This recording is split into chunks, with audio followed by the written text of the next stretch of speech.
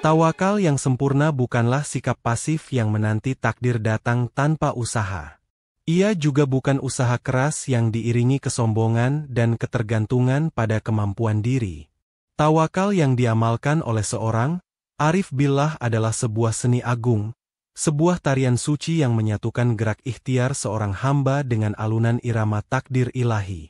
Ia adalah jembatan yang menghubungkan antara dunia sebab akibat yang tampak dengan dunia kekuasaan mutlak yang tersembunyi. Banyak yang keliru memahami tawakal sebagai bentuk kemalasan. Mereka duduk berpangku tangan seraya berkata, "Aku bertawakal pada Allah," tanpa menggerakkan anggota badannya. Ini bukanlah tawakal, melainkan tawakul yang tercela. Nabi Muhammad, insan yang paling sempurna tawakalnya, tetap memakai baju besi saat berperang, menggali parit untuk pertahanan, dan menyusun strategi yang paling matang. Beliau mengajarkan bahwa ikhtiar adalah wujud adab seorang hamba di hadapan syariatnya. Namun, di sisi lain, tawakal yang sempurna juga bukan berarti meyakini bahwa hasil datang dari usaha itu sendiri. Seorang arif, saat menanam benih, ia mencangkul tanah, memberinya pupuk, dan mengairinya dengan segenap kemampuannya. Ini adalah ranah ikhtiarnya. Namun, hatinya tidak pernah sedetik pun meyakini bahwa cangkulnya atau pupuknya lah yang akan menumbuhkan tanaman. Hatinya bersaksi penuh bahwa yang menumbuhkan hanyalah Allah, Sang Al-Halik. Maka, tawakal yang sejati adalah keharmonisan antara dua sayap. Sayap pertama adalah ikhtiar, yaitu melakukan usaha terbaik sesuai dengan aturan main yang telah ditetapkan Allah di alam semesta. Sayap kedua adalah taslim, penyerahan, yaitu menyerahkan sepenuhnya hasil dari usaha itu kepada kebijaksanaan dan kekuasaan Allah. Dengan dua sayap yang seimbang inilah, ruh seorang hamba dapat terbang tinggi di angkasa kepasrahan yang damai. Keajaiban tawakal seorang arif terletak pada kemampuannya untuk memisahkan antara gerak lahiriah dengan ketenangan batiniah. Jasadnya bergerak lincah, tangkas, dan penuh kesungguhan dalam menjalankan ikhtiar. Ia bisa tampak sebagai seorang pedagang yang gigih, seorang pemimpin yang tegas, atau seorang ilmuwan yang tekun. Dari luar, ia terlihat sangat sibuk dan dinamis, seolah-olah seluruh nasibnya bergantung pada usahanya. Namun, jika seseorang mampu menyelami samudra batinnya, ia akan menemukan pemandangan yang sama sekali berbeda. Di sana, di dalam istana hatinya, terdapat keheningan dan ketenangan yang luar biasa. Hatinya tidak ikut berlari, tidak ikut cemas, dan tidak ikut terbebani oleh target-target duniawi. Hatinya sedang, diam, bersandar dengan penuh manja di haribaan Tuhannya. Ia sepenuhnya yakin bahwa segala gerak jasadnya tidak akan menghasilkan apapun tanpa izin dan kehendak dari Dia yang Maha Menggerakkan.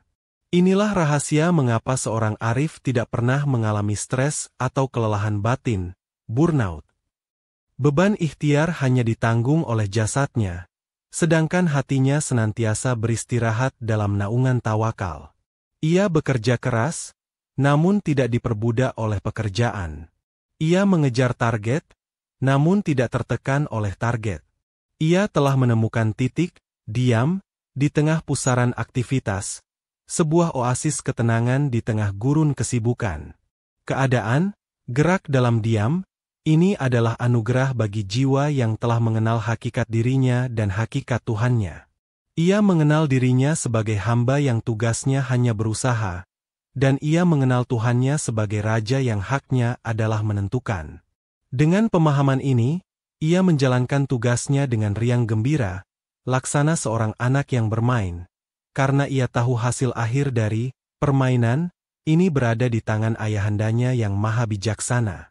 Tawakal yang sempurna lahir dari pandangan mata batin, basyirah, yang telah mampu menembus tirai sebab akibat, sunnatullah. Bagi mata awam, apilah yang membakar, pisau yang memotong, dan obat yang menyembuhkan. Pandangan mereka terhenti pada sebab-sebab material, dan hati mereka pun bergantung pada sebab-sebab tersebut. Mereka cemas jika tidak ada obat, dan merasa aman jika memegang senjata. Namun, Seorang arif billah, dengan cahaya makrifatnya, melihat sebuah realitas yang lebih dalam. Ia tetap menggunakan sebab-sebab itu sebagai bentuk adab dan ketaatan, namun hatinya menyaksikan bahwa di balik setiap sebab, ada tangan kekuasaan Allah yang menjadi pelaku hakiki. Ia melihat bahwa api tidak akan membakar tanpa izin dari Allah, sebagaimana ia tidak membakar Nabi Ibrahim. Pisau tidak akan memotong tanpa kehendaknya, sebagaimana ia tidak melukai Nabi Ismail. Dan obat tidak akan menyembuhkan tanpa titahnya. Pandangan tauhid inilah yang membebaskan hatinya dari ketergantungan pada makhluk dan materi. Ia tidak lagi menuhankan dokter, karena ia tahu penyembuh sejati adalah As-Syafi. Ia tidak lagi mengandalkan kekayaan, karena ia tahu pemberi rezeki yang hakiki adalah Ar-Razzaq. Ia tidak lagi takut pada penguasa lalim, karena ia tahu pelindung sejatinya adalah Al-Hafiz. Pandangannya telah menembus dari ciptaan menuju Sang Pencipta. Dengan pandangan seperti ini, hatinya menjadi merdeka dan tentram. Ia berinteraksi dengan dunia sebab akibat dengan tenang, tanpa rasa cemas yang berlebihan. Ia mengambil sebab, namun hatinya bersandar pada musabab dari segala sebab, musabbibul asbab. Inilah inti dari tawakal, yaitu menggunakan sarana duniawi dengan tangan, seraya menggenggam erat tali ilahi dengan hati. Dasar dari tawakal yang kokoh adalah sebuah keyakinan yang tertanam hingga ke akar jiwa. Apapun ketetapan Allah untukku, itulah yang terbaik bagiku. Keyakinan ini bukanlah penghiburan diri yang dangkal, melainkan buah dari pengenalan yang mendalam terhadap sifat-sifat Allah. Ia yakin seyakin-yakinnya bahwa Tuhannya adalah Al-Hakim, Maha Bijaksana, yang kebijaksanaannya jauh melampaui akal manusia. Ia yakin bahwa Tuhannya adalah Ar-Rahman, Maha Pengasih, yang kasih sayangnya kepadanya melebihi kasih sayang seorang ibu kepada bayinya. Dengan dua pilar keyakinan ini, kebijaksanaan mutlak dan kasih sayang tanpa batas, bagaimana mungkin seorang hamba bisa berprasangka buruk terhadap takdirnya? Jika ia mendapatkan apa yang ia inginkan, ia melihatnya sebagai wujud kasih sayang Allah. Jika ia tidak mendapatkan apa yang ia inginkan, ia melihatnya sebagai wujud kebijaksanaan Allah yang sedang melindunginya dari sesuatu yang tidak ia ketahui keburukannya. Maka, dalam kamus hatinya, tidak ada lagi istilah kegagalan atau nasib buruk. Yang ada hanyalah skenario terbaik yang telah dipilihkan oleh sang sutradara terbaik. Jika rencananya berhasil, ia bersyukur. Jika rencananya gagal di mata manusia, ia pun tetap bersyukur, karena ia yakin ada rencana Allah yang jauh lebih indah sedang menantinya di tikungan berikutnya. Hatinya senantiasa lapang dan ridho, karena ia telah menyerahkan pena kehidupannya kepada sang penulis takdir. Keyakinan inilah yang menjadi sumber ketenangan abadi. Ia tidak lagi tersiksa oleh penyesalan atas masa lalu, seandainya dulu aku begini. Ia juga tidak tersiksa oleh kecemasan akan masa depan, bagaimana jika nanti begitu. Hatinya berlabuh dengan damai di dermaga saat ini, menerima dengan ridho apapun yang Allah hidangkan di meja takdirnya, dengan keyakinan penuh bahwa setiap hidangan itu adalah menu cinta dari sang kekasih. Salah satu sumber terbesar kegelisahan manusia adalah pikirannya yang selalu berkelana ke masa depan. Ia cemas akan rezeki esok hari, khawatir akan kesehatannya di masa tua, dan takut akan hal-hal yang belum tentu terjadi. Beban masa depan ini seringkali lebih berat daripada beban masa kini, melumpuhkan jiwa dan merampas kebahagiaan saat ini. Tawakal adalah kunci untuk meletakkan beban berat itu dari pundak hati. Seorang hamba yang bertawakal sempurna menyadari bahwa masa depan adalah milik Allah semata. Ia tidak memiliki kuasa sedikit pun atas apa yang akan terjadi satu detik dari sekarang. Maka, memikirkan dan mencemaskannya secara berlebihan adalah sebuah kesia-siaan, bahkan sebuah bentuk ketidaksopanan kepada sang pengatur waktu. Tugasnya adalah melakukan yang terbaik hari ini, di saat ini, detik ini. Urusan esok, biarlah menjadi urusan Dia yang Maha mengatur esok hari. Ia hidup dengan prinsip, hari ini adalah milikku, esok adalah milik Allah. Ia mengerahkan seluruh energinya untuk menunaikan kewajiban dan pengabdiannya pada hari ini. Setelah ikhtiar maksimal ditunaikan, ia menyerahkan hasilnya dengan hati yang lapang. Ia tidur di malam hari dengan nyenyak, tanpa membawa beban kekhawatiran akan esok pagi. Ia tahu bahwa Zat yang memberinya rezeki hari ini, tidak akan pernah lupa untuk memberinya rezeki esok hari jika ia memang masih ditakdirkan untuk hidup. Pembebasan dari beban masa depan ini membuat hidupnya menjadi ringan dan penuh berkah. Ia bisa menikmati setiap momen yang ia jalani dengan kesadaran penuh, mindfulness. Ia merasakan nikmatnya setiap tarikan napas dan setiap suap makanan, karena hatinya tidak sedang sibuk mengkhawatirkan masa depan. Inilah kemerdekaan sejati yang dianugerahkan Allah kepada hamba-hambanya yang berserah diri secara total. Tawakal bukanlah sebuah sikap yang bisa dipaksakan, melainkan buah yang tumbuh secara alami dari pohon makrifat. Semakin dalam pengenalan seorang hamba terhadap sifat-sifat agung Tuhannya, semakin kokoh pula tawakalnya. Kepasrahannya bukanlah kepasrahan yang buta, melainkan kepasrahan yang didasari oleh ilmu dan keyakinan yang mendalam. Ketika seorang hamba mengenal Allah sebagai Al-Wakil, Maha Pemelihara urusan, hatinya secara otomatis akan merasa aman untuk menyerahkan segala urusannya kepadanya. Ia tahu bahwa urusannya berada di tangan pengacara terbaik yang tidak pernah kalah dan tidak pernah lalai. Ketika ia mengenal Allah sebagai Al-Alim, Maha Mengetahui, ia akan percaya bahwa pilihan Tuhannya selalu didasarkan pada pengetahuan yang sempurna, sementara pengetahuannya sangat terbatas. Ketika ia mengenal Allah sebagai Al-Qawi, Maha Kuat, ia tidak akan takut pada kekuatan apapun di dunia ini, karena ia bersandar pada kekuatan yang meliputi segala kekuatan. Dan ketika ia mengenal Allah sebagai Al-Latif, Maha Lembut, ia yakin bahwa di balik setiap takdir yang terasa berat, pasti tersimpan kelembutan dan kasih sayangnya yang tak terhingga. Pengenalan akan Asmaul Husna inilah yang menjadi nutrisi bagi pohon tawakalnya.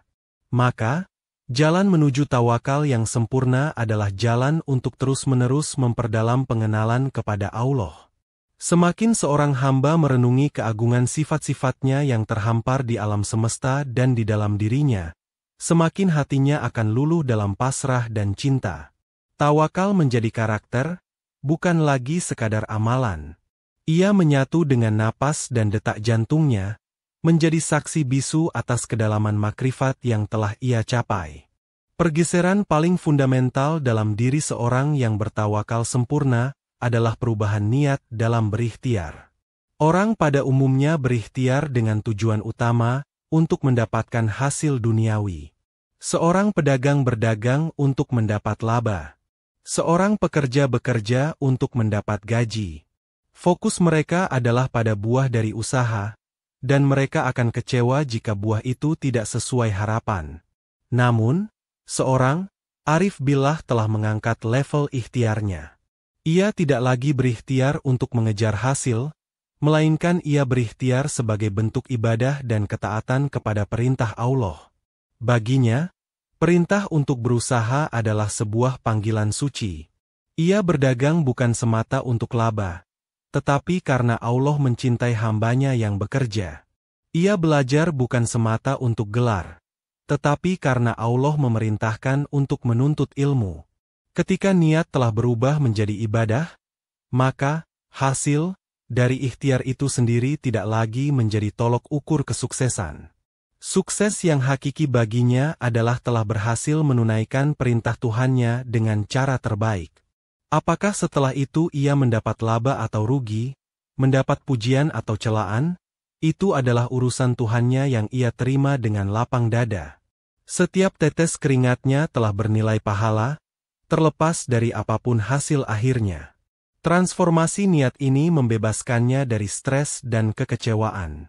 Ia menemukan kebahagiaan dalam proses ikhtiar itu sendiri, bukan pada tujuannya.